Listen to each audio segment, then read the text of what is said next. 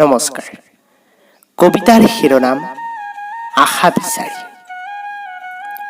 আন্ধাৰত পোহৰ বিচাৰি, অমাৱস্যাত যেন জোনাক বিচাৰি, নিজৰ মাজতে তোমাক বিচাৰি, মৰম যাচিলো হিয়া উজাৰি।